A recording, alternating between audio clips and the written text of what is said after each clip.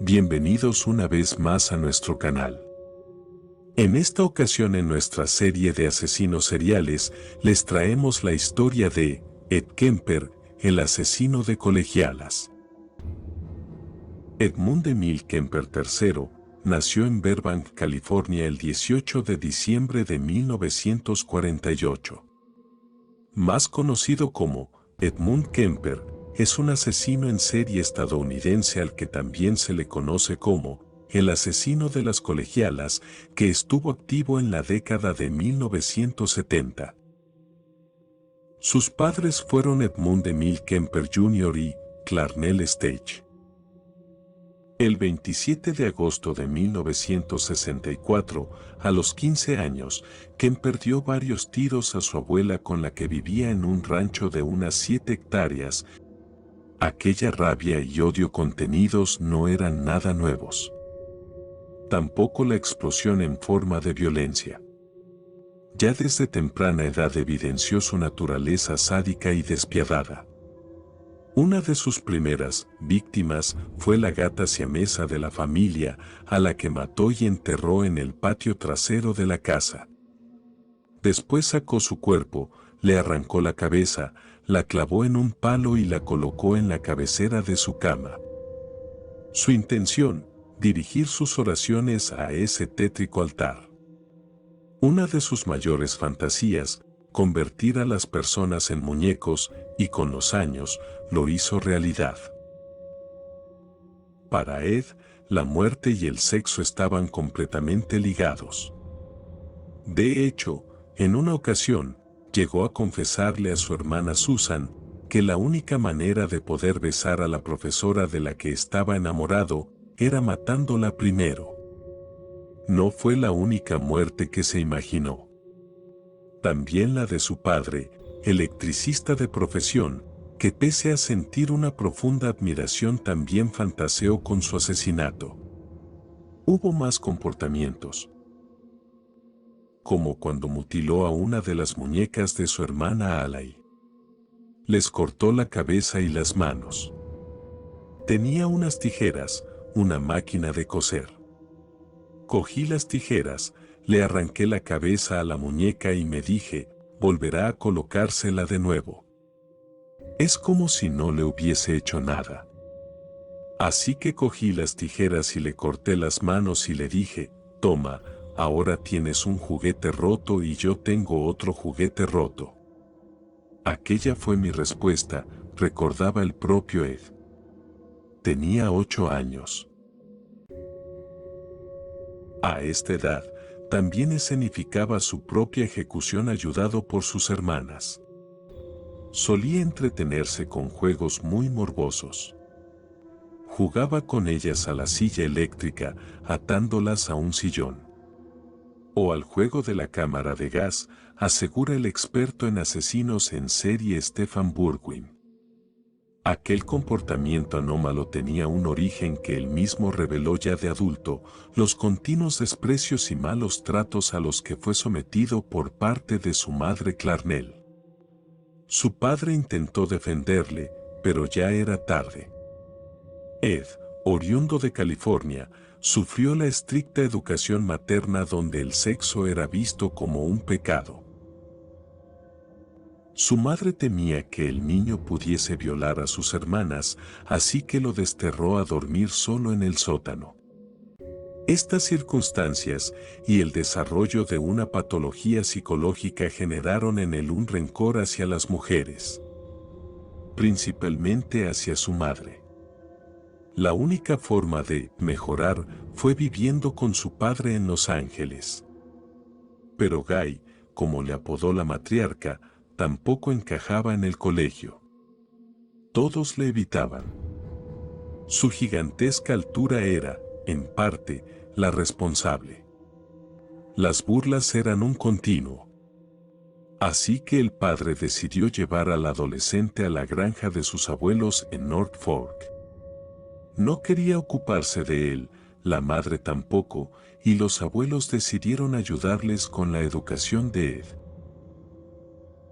Sin embargo, la abuela era un calco de su madre, manipuladora y una maltratadora emocional. De ahí los asesinatos. Aquel supuesto arrebato no había hecho más que comenzar.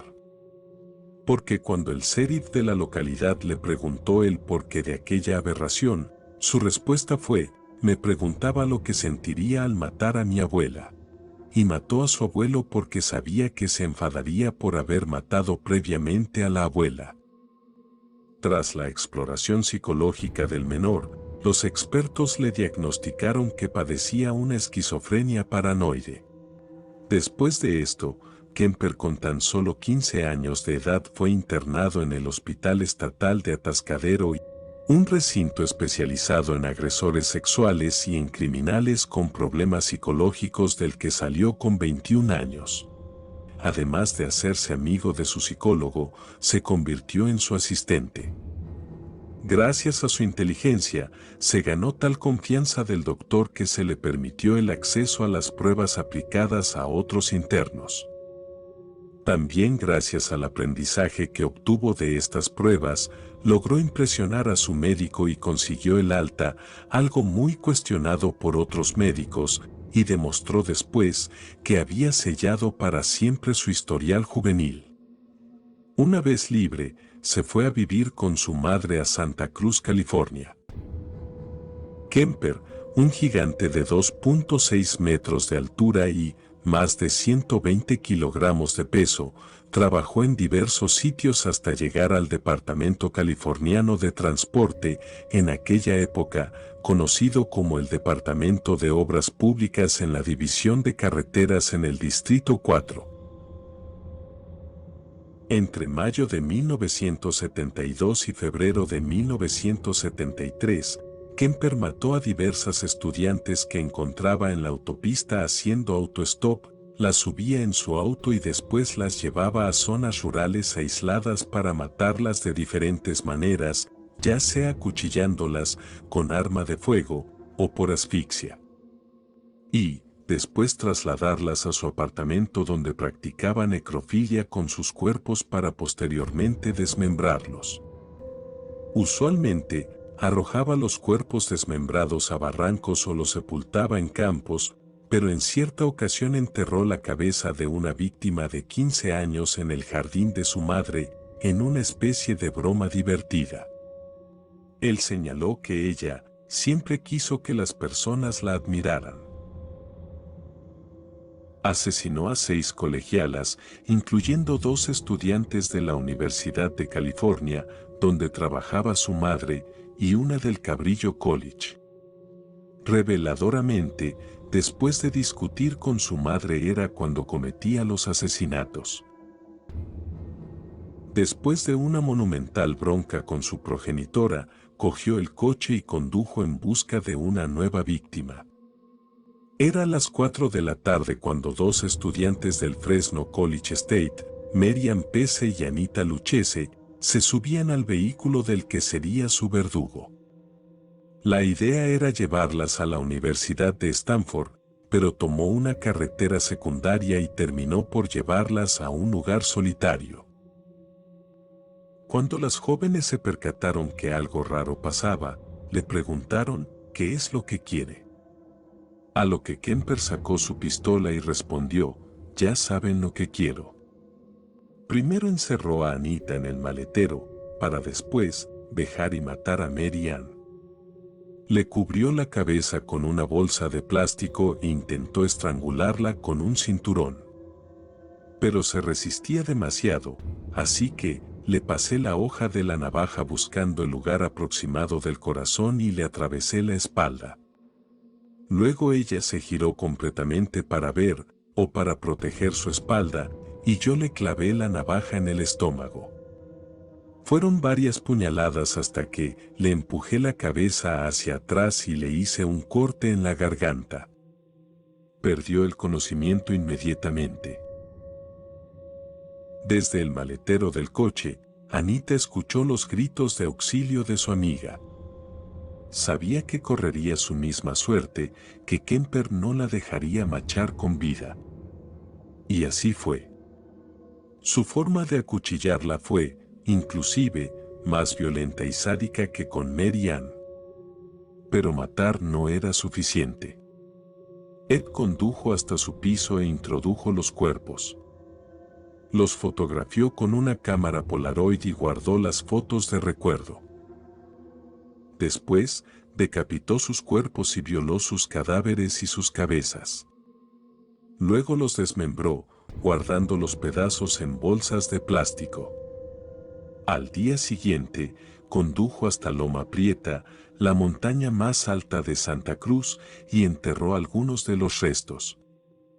De otros se deshizo en algún vertedero. Pero no solamente enterró sus cadáveres, sino que visitó el lugar y la tumba en varias ocasiones. Él aseguraba que amaba y necesitaba a Mary Ann. Y es que tras salir del psiquiátrico en Atascadero, su única obsesión fue recoger a autoestopistas. El número de mujeres haciendo autoestop había aumentado, y Kemper tenía la necesidad de recogerlas en su coche. Aunque su presencia provocaba un rechazo inicial, recordemos su gigantesca altura y que lucía un estilo hippie de pelo corto con bigote largo, tener un pase de la Universidad de California que daba acceso a todos los campus generaba en las chicas cierta tranquilidad. ¿Quién iba a pensar que aquel muchacho tan amable, correcto y educado era en realidad un asesino serial? En una entrevista, Kemper dijo, tenía la total intención de asesinarlas. Y aunque me hubiera encantado violarlas, desistí de hacerlo por no tener experiencia. Acerca de Miss P.C., confesó, me quedé totalmente impresionado con su personalidad y me despertó casi una sensación de respeto y veneración. Posteriormente visité a la señorita P.C. para estar cerca de ella, porque la amaba y la necesitaba. Ed preparó cada crimen con sumo cuidado. Se conocía al detalle todas las carreteras de la región, y sabía perfectamente qué lugares eran los mejores para deshacerse de un cadáver. Sus presas siempre eran estudiantes de la zona donde, por entonces, había matriculados más de 100.000 alumnos. Era fácil pasar desapercibido. En su vehículo, un descapotable de 3 puertas, siempre llevaba varias navajas, una pistola, mantas y bolsas de basura para envolver los cuerpos de las jóvenes. Un vehículo que tenía truco. La puerta creo que está mal cerrada. Entonces, alargaba el brazo, abría de nuevo la puerta y la volvía a cerrar, explica Mickey Alafi, uno de los detectives que detuvo a Kemper.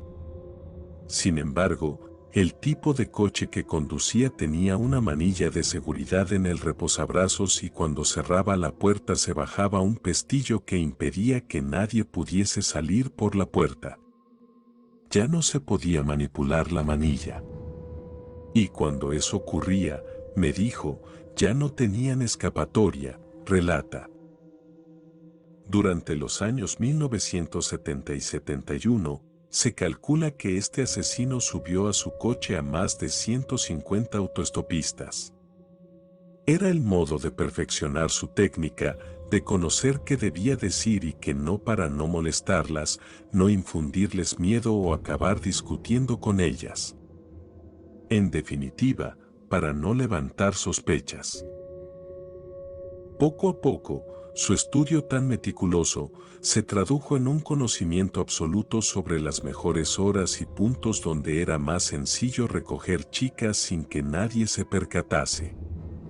Si miras tu reloj y dices, caray, no sé si tengo, y paras, entonces piensan, es un hombre de negocios, vamos a entrar en el coche porque no hay ningún peligro, explicaba el propio Kemper para no ser rechazado ipso facto.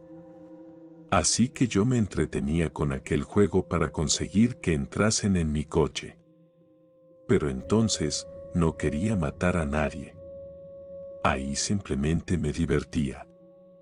Más tarde, cuando empecé a matar gente, lo utilizaba contra ellos. Mientras Ed iba puliéndose criminalmente hablando, la relación con su madre iba empeorando. Durante el tiempo que el asesino estuvo en Atascadero, su madre se casó y divorció 2 veces, y su regreso al hogar materno no fue visto con muy buenos ojos. Las discusiones eran continuas y verbalmente muy crueles. Años más tarde, el propio Kemper confesaría que de haber sido su madre un hombre se habría liado a puñetazos más de una vez. Pero, era mi madre. Ahí estaba el problema. Para escapar de aquella ira incontenible, Ed acudía a bares de la zona. El Jury Room era uno de sus preferidos, como veremos más adelante. Incluso intentó hacerse policía sin mucho éxito. Quería emular a su gran ídolo del cine, John Wayne. Pero una vez más, su estatura fue un impedimento clave. Gracias a su trabajo como guardavías consiguió poner tierra de por medio. Se marchó de casa de su madre y se alquiló una habitación en un suburbio de San Francisco. Fue allí donde llevó los cuerpos de sus siguientes víctimas. Nadie sospechaba de él. El gigante Ed, como le denominaban algunos amigos, mantenía oculto su salvajismo. Hasta que una vez más, la bestia que llevaba dentro despertó. Su siguiente víctima fue Aiko Ku, de 15 años, cuando iba camino a clase de baile. Pese a la dura resistencia que empleó la adolescente, Kemper logró violarla en varias ocasiones y asesinarla. Tras meter el cuerpo en el maletero se lo llevó a casa de su madre. Durante varios días, acudió a casa de su madre para comprobar si se había percatado de algo distinto en él. Es decir, si aquel instinto asesino se veía reflejado en su cara o en su actitud. La madre no percibió absolutamente nada. Ed había perfeccionado el modo de llevar aquella doble vida. Con el cadáver de la joven en una caja, Kemper no podía evitar tocarla, palparla para saber, como describiría después, qué partes estaban aún calientes. Sentía curiosidad, la misma que le ocurre al pescador cuando se lleva un trofeo. No obstante, un punto importante para entender cómo funcionaba la mente de este individuo es que el asesinato de Aiko Ku se produjo cuando acudía al psiquiatra forense. De hecho, le realizaban evaluaciones de forma regular para comprobar su estado. Y en la última, que se produjo tras entregarse a esta orgía criminal, Ed acudió como de costumbre ante los peritos y fingió tal lucidez que los propios profesionales acordaron que el joven ya no representaba una amenaza para sí mismo ni para los demás. Sus progresos, según ellos, eran evidentes y recomendaban eliminar de su historial los antecedentes juveniles. El engaño fue absoluto, porque aquel día Kemper llevaba en el maletero de su coche la cabeza decapitada de una de sus víctimas. Los crímenes se siguieron sucediendo y con él los errores.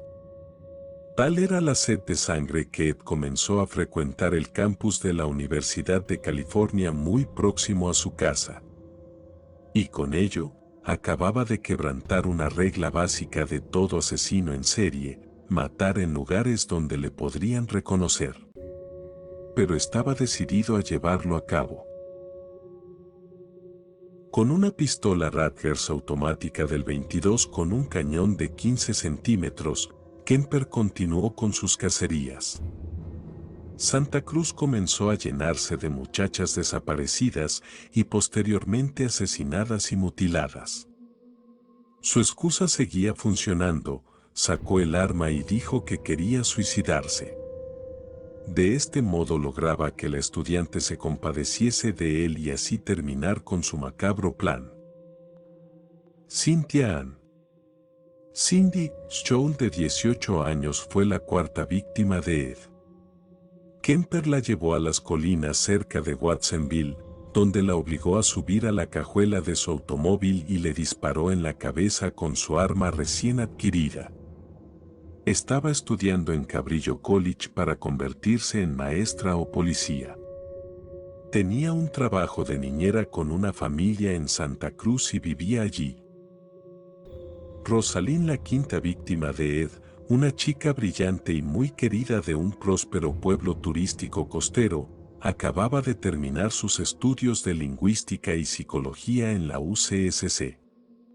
Vivía en el centro de la ciudad en un apartamento en Matt Street que compartía con sus amigas. A veces, Rosalind subía la colina en bicicleta para ir a sus clases en la universidad. En la noche del 5 de febrero de 1973, solo unos días después de que se identificaron los restos de Cindy Scholl y se descubrió el cuerpo de Mary Guilfoyle, Rosalind salió del apartamento después de la cena para asistir a una conferencia en el campus. Su compañera de cuarto, Nancy, tenía la impresión de que planeaba tomar un autobús, ya que el día había estado lluvioso. Rosalind vestía su chaquetón oscuro cuando salió de la casa. Ella no regresó esa noche y sus compañeros de casa rápidamente informaron a la policía. La misma noche, en otra casa de Santa Cruz, Alice, de 21 años, una pequeña niña oriental que pesaba solo unas 100 libras, partió hacia el campus de la universidad para investigar un poco en la biblioteca y luego asistir a una clase tardía. Ella era del sur de California y estaba en su último año en UCSC. Alice regularmente hacía autostop hacia y desde el campus. Compartía vivienda con Julie, también oriental, una exalumna que trabajaba como asistente financiera en el campus. Las dos niñas habían crecido juntas en Los Ángeles y seguían siendo las mejores amigas. Alice, una de 4 hermanas, era hija de un ingeniero aeroespacial. Ella no regresó de su clase de la tarde. Definitivamente, en opinión de Julie, Alice no era el tipo de chica que se iba de la ciudad sin decírselo a nadie. Cuando Julie telefoneó a la policía para denunciar la desaparición de Alice, informó que ella, al igual que la desaparecida Rosalind, vestía un chaquetón oscuro y que llevaba una bolsa de mano que contenía una identificación, tarjeta, un cepillo para el cabello, una tarjeta de salud de la UC y una tarjeta de la biblioteca de El Camino, entre otros artículos. También llevaba una fotografía de una amiga en Taiwán, donde había visitado el verano anterior. La noticia de la desaparición de las dos niñas se extendió rápidamente por la comunidad del campus. No había nada que los uniera, ya que no se conocían. El 14 de febrero, varios escuadrones de estudiantes comenzaron a peinar sombríamente las arboledas de secuoyas, pinos y madroños que crecen densamente en gran parte del campus, tropezando entre la maleza a lo largo de los cañones en busca de lo que temían encontrar.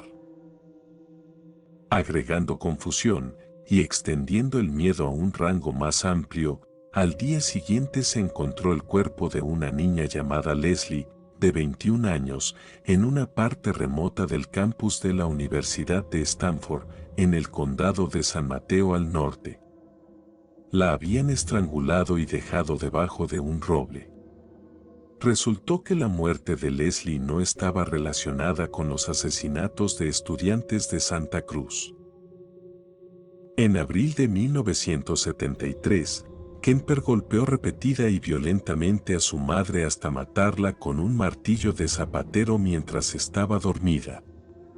La decapitó, violó su cabeza, la cual usó como diana, y arrojó sus cuerdas vocales al triturador de la cocina. En su declaración, Kemper dijo que eso parecía apropiado, tanto como ella me maldijo, gritó y chilló por muchos años. Finalmente comió parte de sus órganos y durmió 4 noches con el cuerpo en estado de putrefacción. El homicidio de Clarnell, su madre, fue el fin de los asesinatos de estudiantes. aunque no el último. Tras matar a la matriarca, Ed sabía que su doble vida acababa de resquebrajarse. ¿Cómo iba a contar que su madre ya no estaba? ¿Decir que se había fugado? Imposible. Jamás abandonaría a su familia. Confesar que la había matado. Pero, ¿y si hacía desaparecer a otra amiga? Ahí la historia tendría más peso de cara a futuras investigaciones. Miró la agenda de Clarnell y eligió a Sally Hallett, amiga y compañera de trabajo de su madre. No hizo falta que ni siquiera levantase el teléfono, porque la mujer apareció a las 17:30 horas para preguntar por ella. Ed le mintió diciendo que no se encontraba en casa, pero que podría pasarse a cenar con ellos, que iban a celebrar su nuevo puesto de trabajo. Sally regresó 2 horas después. Pero para entonces, Kemper había llenado de trampas cada estancia de la casa. Cerró y selló puertas y ventanas, desplegó su arsenal de armas por distintas habitaciones, así las tendría más a mano, y se guardó unas esposas en el bolsillo del pantalón. Cuando Sally arribó ya cerca de las 8 de la tarde, Ed se disculpó por su madre que llegaba tarde. La acompañó al sofá, mientras ella decía en voz alta: «Sentémonos. Estoy muerta». Aquella frase fue la señal que Kemper estaba esperando. Así que cuando la mujer se acomodó, él se situó frente a ella y empezó a golpearla. En el pecho, en el estómago. Cuando se cayó al suelo, la cogió por el cuello y la levantó. Tal era la fuerza que empleó que le rompió la tráquea. Murió asfixiada. Después la estiró en el suelo, le envolvió la cabeza con bolsas de papel y volvió a apretarle el cuello. Esta vez con una cuerda y un pañuelo. Quería estar seguro que había muerto. Tras acostarla en su propia cama, Ed se marchó de copas al bar de los policías. Su pasmosa tranquilidad y esa manera en la que miraba de modo distraído no hicieron sospechar a ninguno de los agentes que se encontraban en el local. Al regresar a casa, cortó la cabeza a Sally para luego echarse a dormir. Fue en ese momento cuando se dio cuenta que estaba perdido. No había matado a 2 desconocidas en una carretera, sino a su madre y una amiga. Y dentro de su propio domicilio. Ya no había escapatoria. Decidió dejar una nota confesando los crímenes y una vez lejos, ya en Pueblo, Colorado, con el cadáver de Sally aún en el maletero, se dirigió con el coche hacia el este, sin escuchar en la radio ninguna noticia sobre sus asesinatos. Desilusionado, frenó y llamó a la policía para confesar que él era el asesino de las colegialas. No le creyeron. Y no fue hasta una segunda llamada cuando la policía comenzó a moverse. Era el 23 de abril y acababan de dar con el peligroso asesino serial. Tras su detención, Kemper decidió explicarlo todo, sin abogados. Contó todos y cada uno de los crímenes, quiénes eran, cómo las mortificó y asesinó y dónde se había deshecho de sus cadáveres, o lo que quedaba de ellos. Lo hizo sin vacilar, frío, coherente y completamente lúcido. Su memoria era extraordinaria. Y así lo demostró durante el juicio. Una vista que revolvió las tripas de los presentes. Durante su juicio alegó locura, aunque fue hallado culpable de 8 cargos por asesinato. Pidió la pena capital, pero al estar suspendida en Estados Unidos en aquel momento, recibió la cadena perpetua. Actualmente es uno de los presos de la prisión estatal de Vacaville. Según el perfilador Robert Kressler, todos aquellos asesinatos, los de las muchachas, no eran sino una preparación para matar a su propia madre. Era a ella a quien culpaba de la ausencia de su padre y sobre todo de tantos años de maltrato y vejaciones. Pero con el asesinato de su madre no obtuvo satisfacción alguna. Más bien fue una catarsis, un punto y aparte que le llevó a entregarse.